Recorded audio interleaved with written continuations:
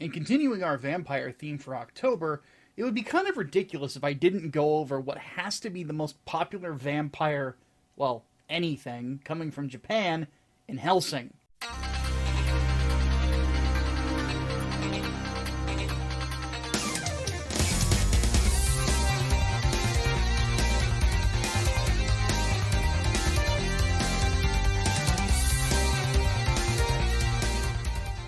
Debuting in 1997 and created by Kota Hirano, the manga actually started as a hentai, which saw the character that would later become Ceres Victoria getting it rhymes with grape.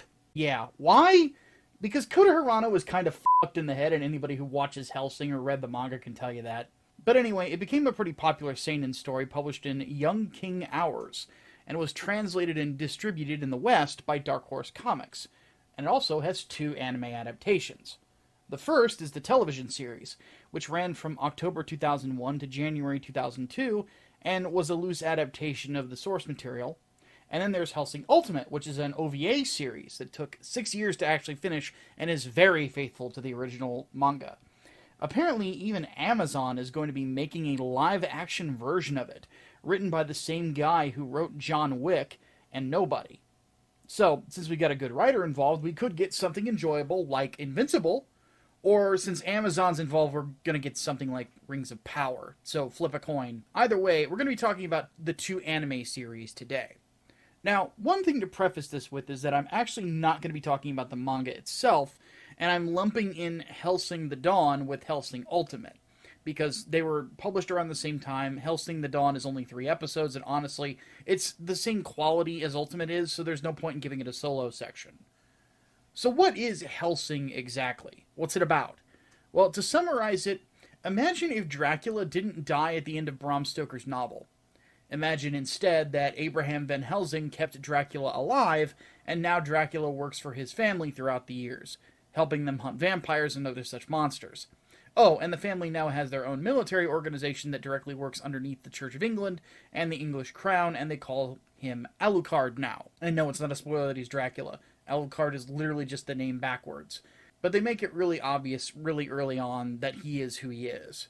But anyway, Dracula converts a cute little police girl named Ceres Victoria to becoming a vampire, and then they go and fight vampires and the Catholic Church, while Ceres struggles with her diminishing humanity, and the current head of the Hellsing household, Sir Integra, is just consistently awesome.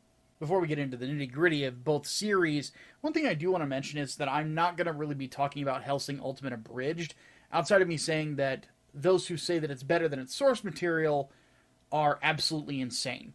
Now, when it comes to abridging, it's pretty funny, and we'll probably steal a few memes from it in this. But let's not get crazy here.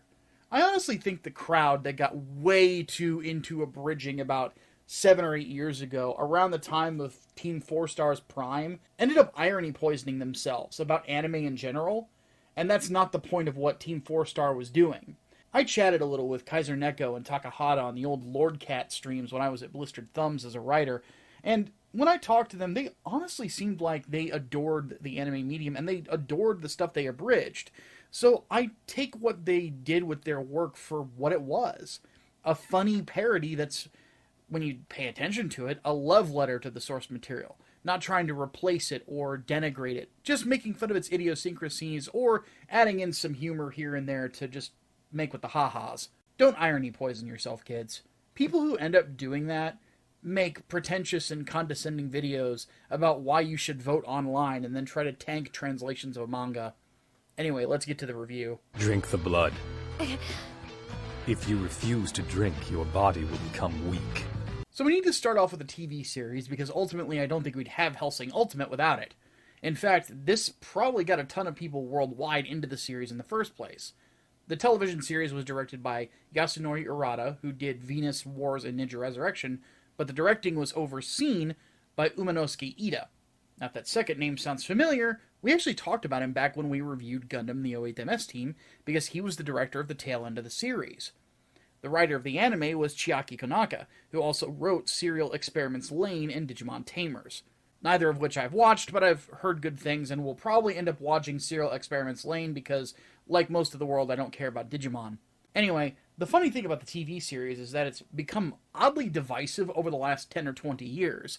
Granted, I think a lot of that just comes from the fact that it's not really that faithful to the events of the manga. The Hellsing TV show is its own thing, but the characterization of the main characters is pretty much the same from the manga, just a different overall plot, and you see those same characters taking on different situations. So what's the basic idea of the Hellsing TV series? Well, the interesting thing about the television series is that it's a slower burn than the manga or Hellsing Ultimate. Hellsing TV has the same start with a massacre at Cheddar Village. That's where Ceres Victoria is brought in.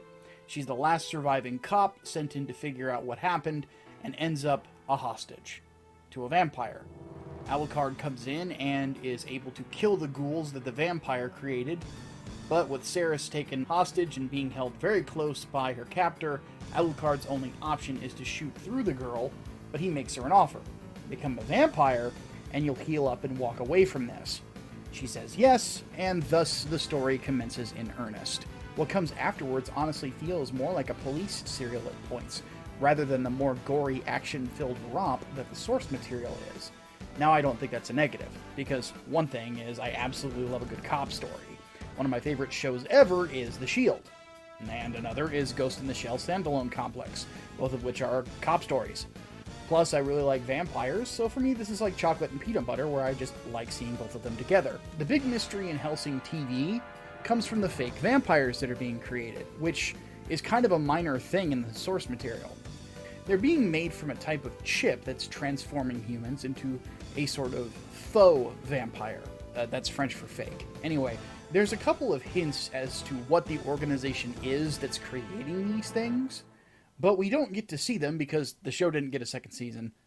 However, we do get to see the vampire that they used as a basis, but we'll get to that in a second. As it stands, the story is basically about figuring out exactly where these chipped vampires are coming from while dealing with the day-to-day of the Hellsing organization.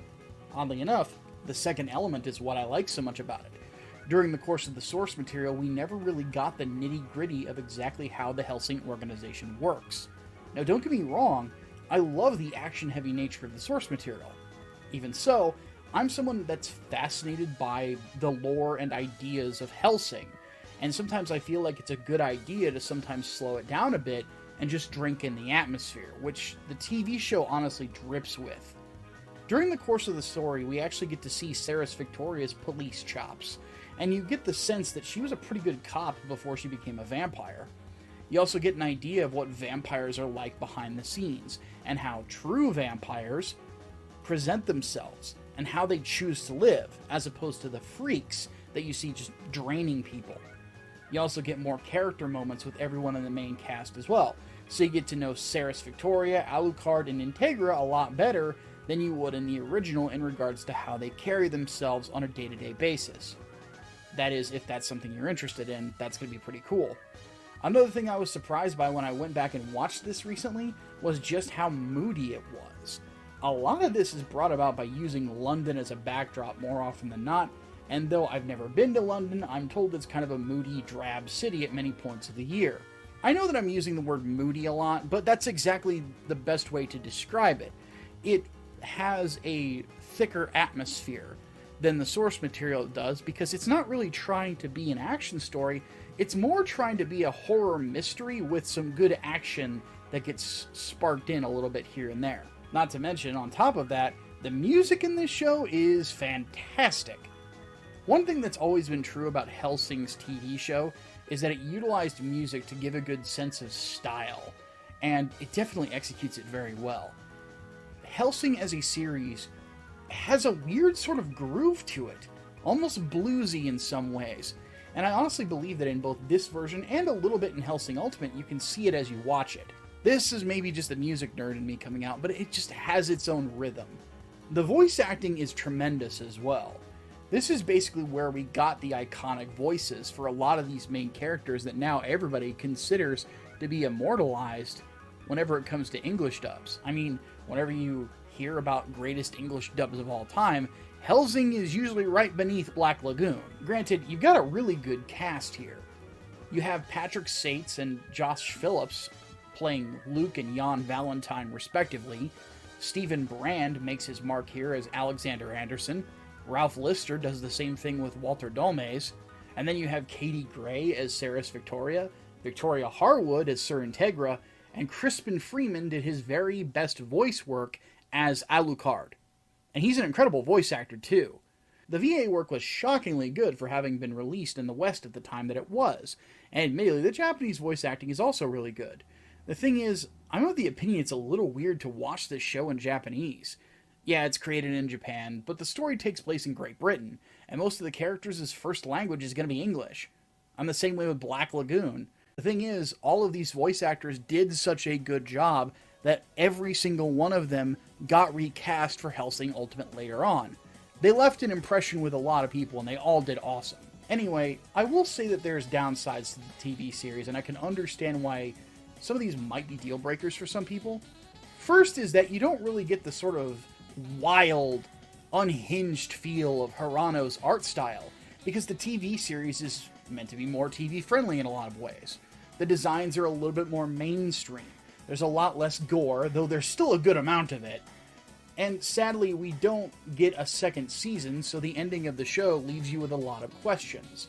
We find out the vampire that the chips are based off of, a elder vampire named Incognito, who actually does have a pretty neat fight with Alucard at the end, but we don't really get the answers of the organization that's behind all of this.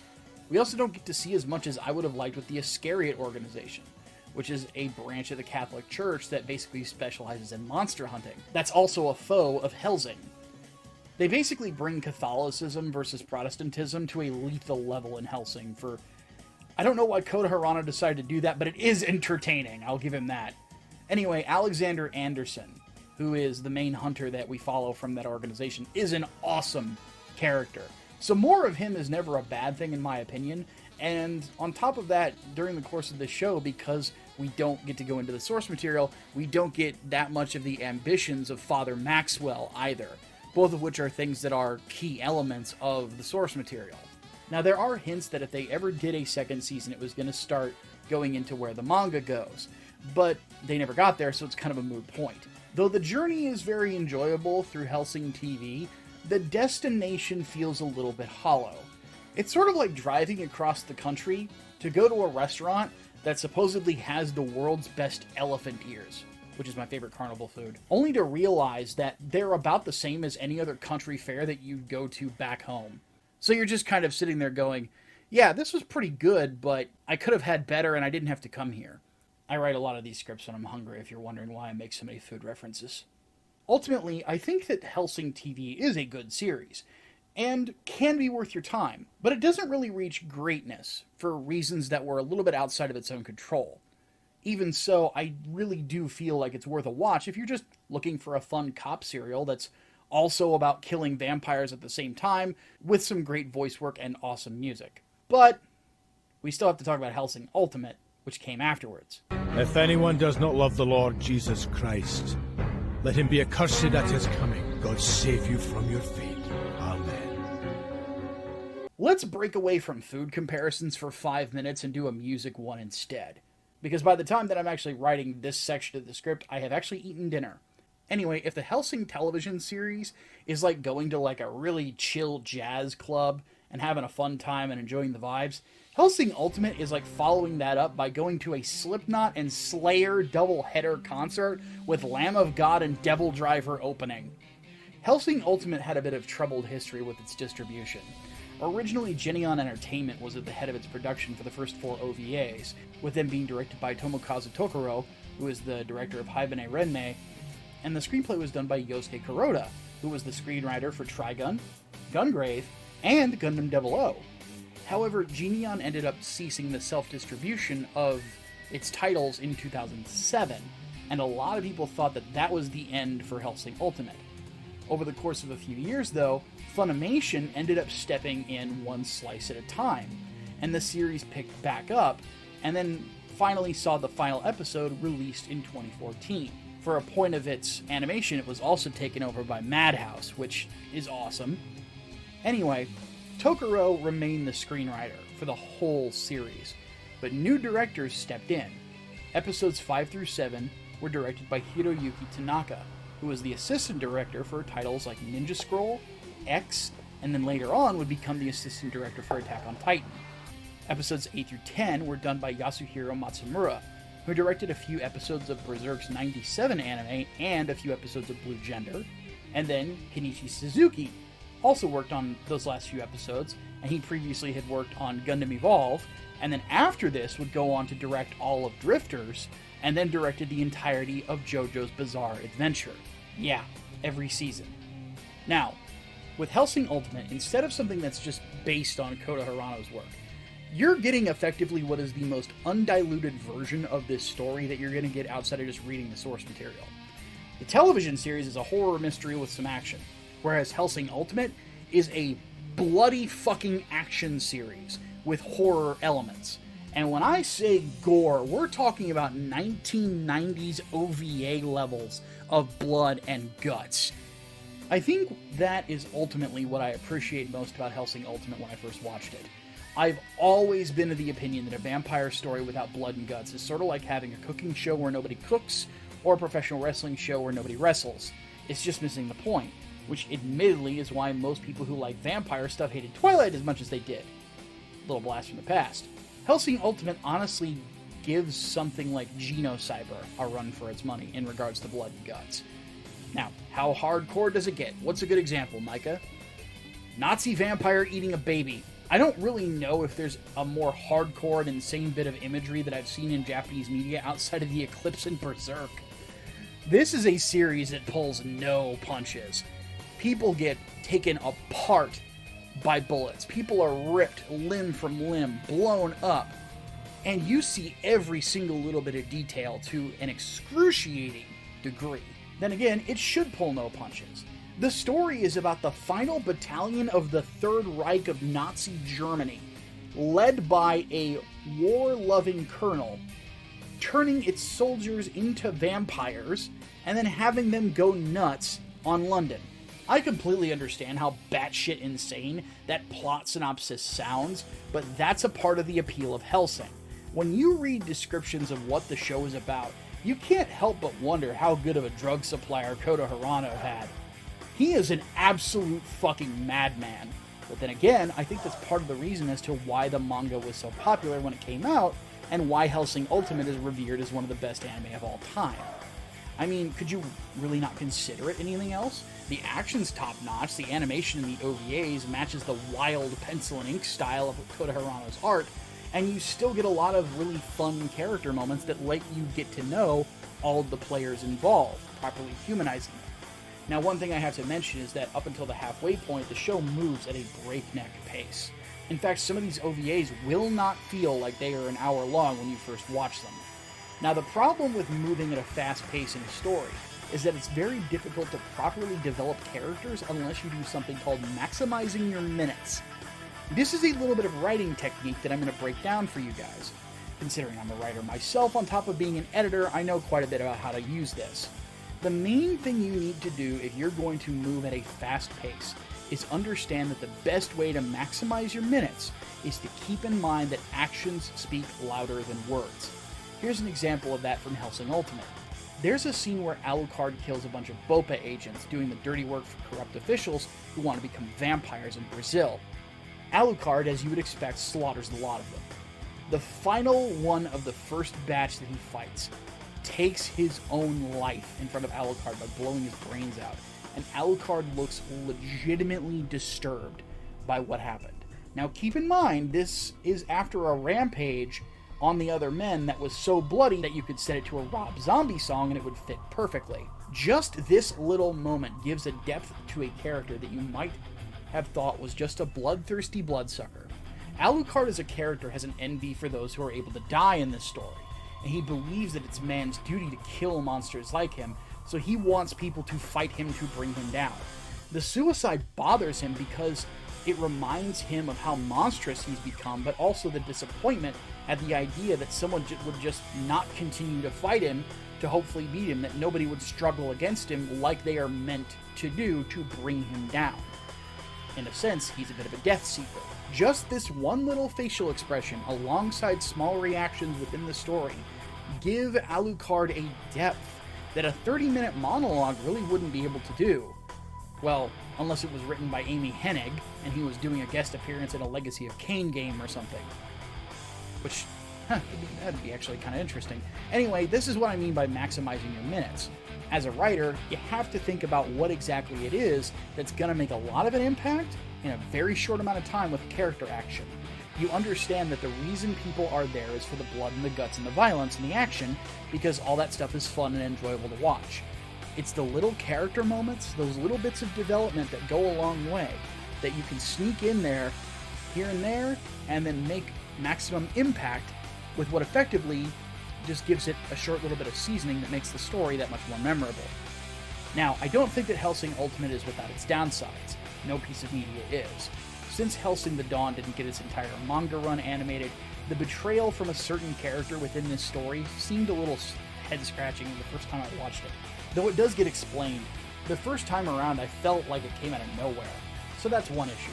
The other one that needs mentioning is that the creator of this show has a very unique sense of humor, and some parts of his sense of humor might come across as a little bit off-putting. And I don't mean about the gang rape with Ceres Victoria in the hentai version of this story. Now, I will freely admit that I'm not the biggest fan of the goofy segments where Ceres Victoria and Alucard are talking to their fucking weapons. In fact, I'm personally of the opinion that you could cut those segments out and you lose nothing. Some of the other bits of humor aren't too bad though, and some of them do a decent job of breaking up the violence so that it doesn't feel so dark and drab that you kind of feel empty by the end of the view time. Then again, humor is very subjective, and the sense of humor of Kota Hirano might not vibe with everybody who watches this.